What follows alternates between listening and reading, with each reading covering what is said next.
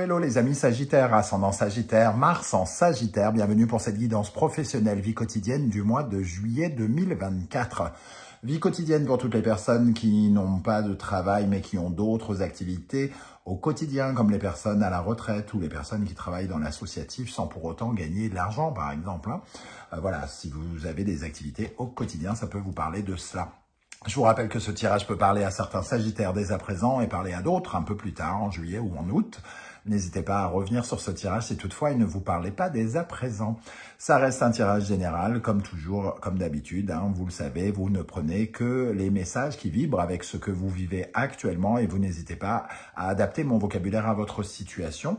Je vous recommande, comme d'habitude, de regarder la vidéo de votre signe ascendant et de votre signe martien, si vous le connaissez, afin d'avoir de plus amples détails.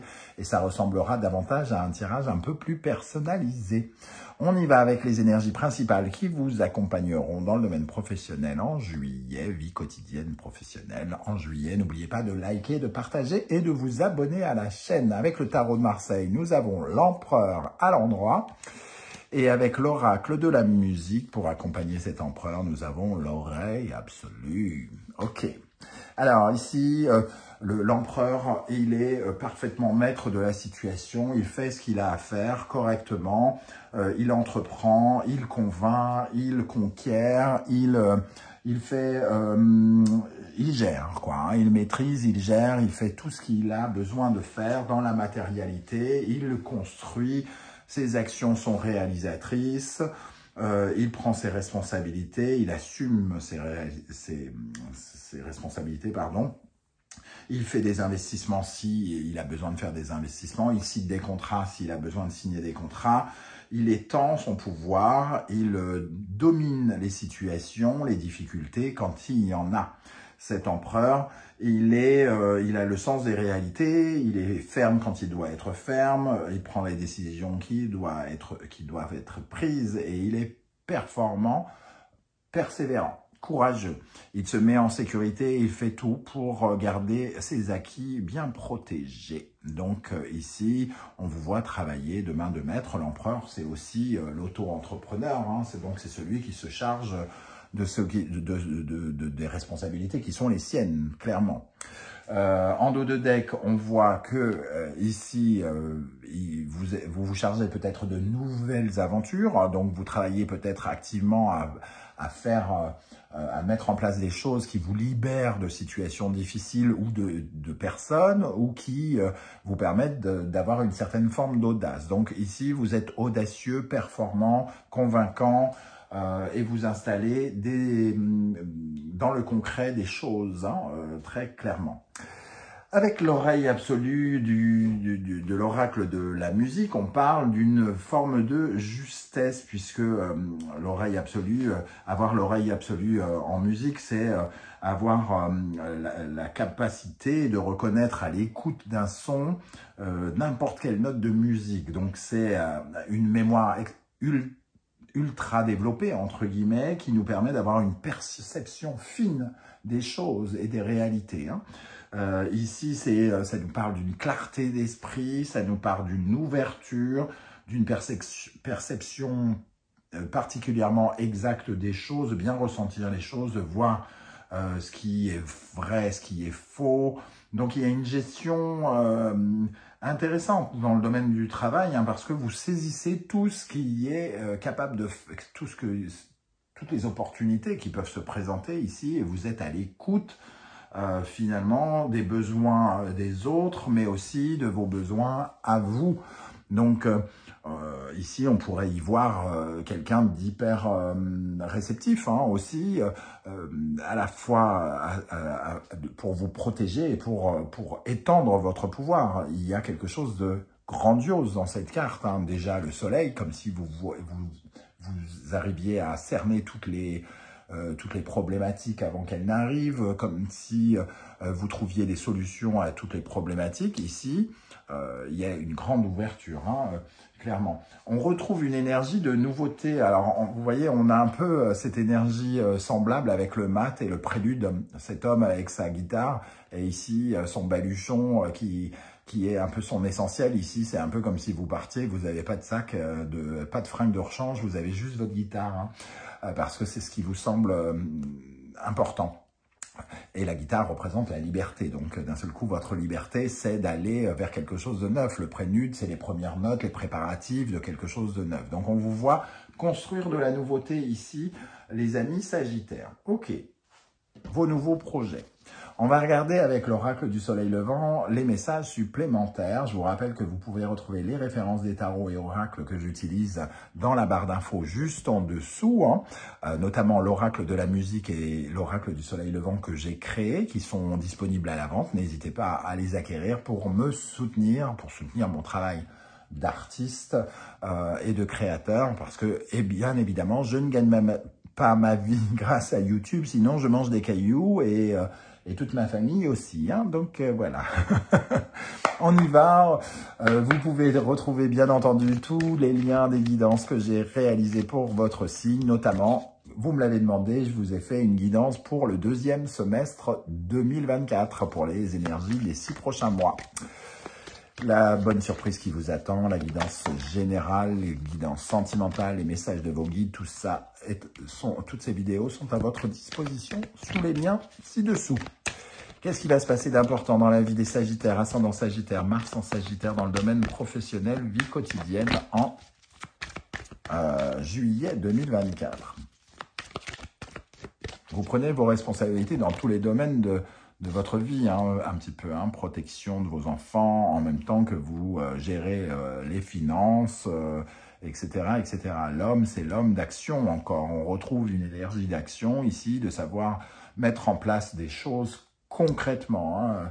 Autant la femme est une énergie plutôt réceptive, de sensations, de sentiments, d'imagination, de créativité, autant l'homme c'est le mouvement, l'action, la dynamique,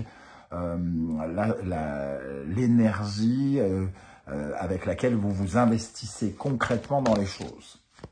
Ok, donc une énergie très masculine, même si vous êtes une femme, vous prenez le pouvoir quelque part, hein. Oh là, vous voyez, tout sur... Alors, celle-ci, je la prends. Le onsen, il y a une certaine forme de cicatrisation. Peut-être qu'il y avait des problématiques, hein, et vous avez fait fondre la glace d'une manière ou d'une autre, ou vous avez éliminé les problèmes, parce que comme vous gérez les choses, vous purifiez la place nette, hein, par rapport aux problématiques. Ici, le onsen, c'est aussi de trouver de nouvelles solutions pour ne pas avoir l'impression d'être en difficulté. Alors, vous éloignez les difficultés avec de nouvelles choses, par exemple.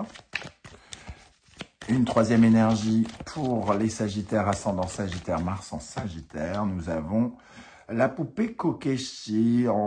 Alors déjà, il y a quand même cette énergie comme quoi, juste à côté du onsen, vous êtes tombé et vous vous relevez, hein, très clairement. Je ne sais pas ce que vous avez ressenti, une trahison, un sentiment de rejet, la fin d'un client, la fin d'un contrat, je ne sais pas, quelque chose comme ça, mais on vous voit apprendre peut-être de vos erreurs, apprendre de quelque chose qui a dû cicatriser et vous relever.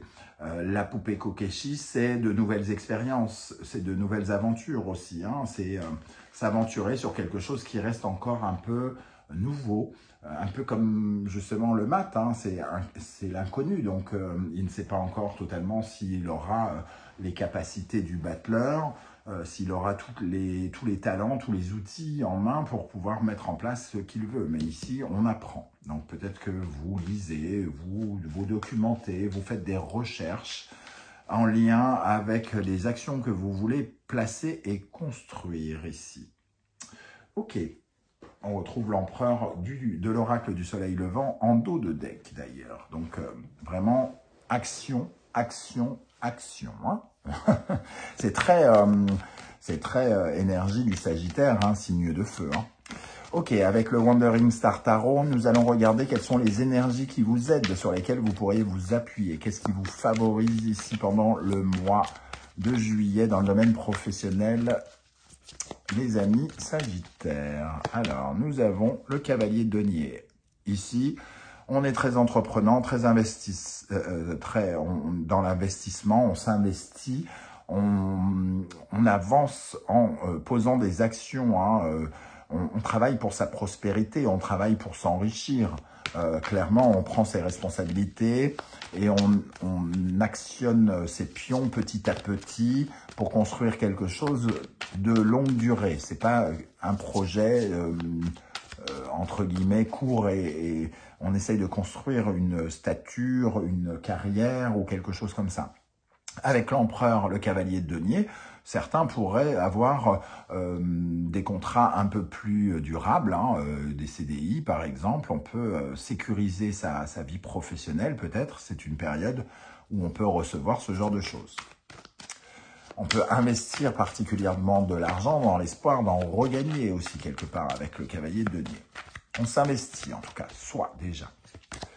Et nous avons le 2 de bâton. Il peut y avoir plusieurs influences, plusieurs options ici. Donc, vous travaillez peut-être sur tous les fronts, sur plusieurs projets à la fois, avec soit une certaine forme d'hésitation, ou soit vous prenez les deux et vous verrez plus tard. Mais ici, vous essayez de construire deux choses. J'ai l'impression de mettre en place plusieurs choses, ou alors plusieurs partenariats.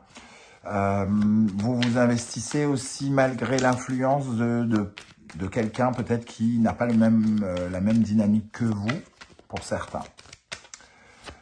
Ok, quelles sont les énergies qui au contraire vous freinent, vous paralysent, sur lesquelles vous pourriez être amené à retravailler pour les rééquilibrer, les amis Sagittaires? Sur quelle énergie vous êtes plus fragile?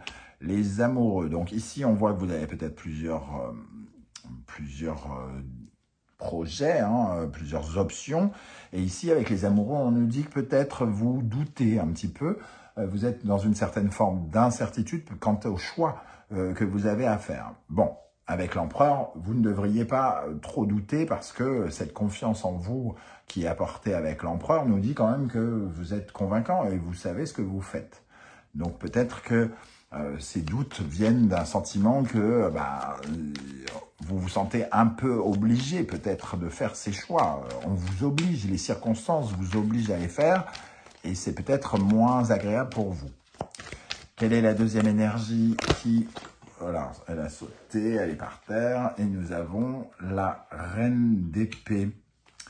Avec la reine d'épée, c'est effectivement, on reçoit peut-être une décision.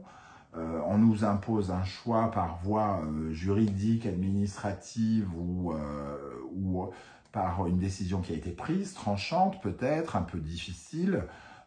Et c'est pas forcément de gaieté de cœur, mais on prend nos responsabilités, on assume, on y va. La reine d'épée, elle est tranchante, elle est ambitieuse et parfois un peu pète sec, parce que finalement, elle n'y met pas beaucoup de cœur. Elle est très mécanique, quelque part. Elle ne laisse pas son cœur parler. Donc il y a une certaine froideur peut-être qui ne vous aide pas. Attention, parce que ici vous êtes très entreprenant et il ne faudrait pas oublier votre sourire pour séduire vos clients, par exemple, entre guillemets. C'est pas parce que vous êtes dans la construction que vous n'êtes pas dans l'émotion aussi, quelque part. Il faut aussi être réceptif aux émotions. Les reines d'épée, elle peut manquer aussi un peu de discernement parfois. Elle peut ne pas avoir tous les éléments, mais avec l'oreille absolue, moi j'ai l'impression qu'au contraire, vous avez quand même une certaine finesse. Allez, on termine en regardant quel conseil ou quel message l'univers et les guides souhaitent vous transmettre avec cet empereur et l'oreille absolue.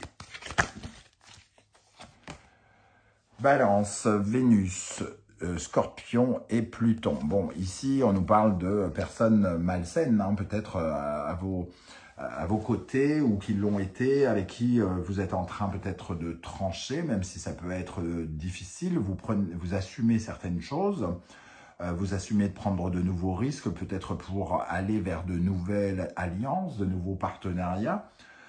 Et ici, on sent qu'il y a peut-être un cordon à couper avec quelqu'un pour se libérer, alors soit de se libérer d'un contrat, parce qu'ici on a quand même la liberté et la liberté, finalement l'évasion, de pouvoir s'enfuir, de pouvoir reprendre sa route. Donc ici il y a peut-être des contrats qu'il faut couper soit concrètement, soit dans sa tête. Voilà, c'est ce qu'on nous dit ici avec ce message. Ici, en dos de deck, on a l'obstination. Hein. Il ne faudrait pas s'obstiner à vouloir construire ou reconstruire un lien qui est peut-être déjà tordu ou ruiné avant cela. C'est ce que pourraient nous dire les deux cartes ensemble. Voilà les amis Sagittaires, comment je ressens ce tirage. Je ne sais pas si ça vous a parlé ou non. J'espère que vous serez nombreux à venir commenter juste en dessous. Hein. Vos différentes lectures par rapport à un tirage commun pourront être tout à fait intéressantes de voir un peu comment ça résonne tout ça.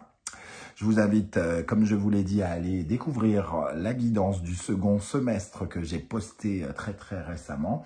Je tenais en tout cas à remercier de façon très générale toutes les personnes qui ont fait l'acquisition de mes oracles. C'est une grande marque de soutien et un honneur pour moi de vous offrir ces outils de développement personnel et d'ésotérisme. Je tenais également à remercier bien sûr toutes les personnes qui me soutiennent sur cette chaîne ici avec des likes, des partages, des demandes d'abonnement, des commentaires. Vous ne savez pas à quel point c'est crucial pour moi et précieux. Et je tenais vraiment à remercier même la personne qui met juste un coucou, un émoticône. Merci à tous pour tout cela. C'est une aventure assez particulière, YouTube, et je vous remercie d'être là. Voilà, on se retrouve très bientôt pour de nouvelles guidances. En attendant, prenez bien soin de vous les amis Sagittaires. Merci d'être là et à très bientôt. Ciao, ciao.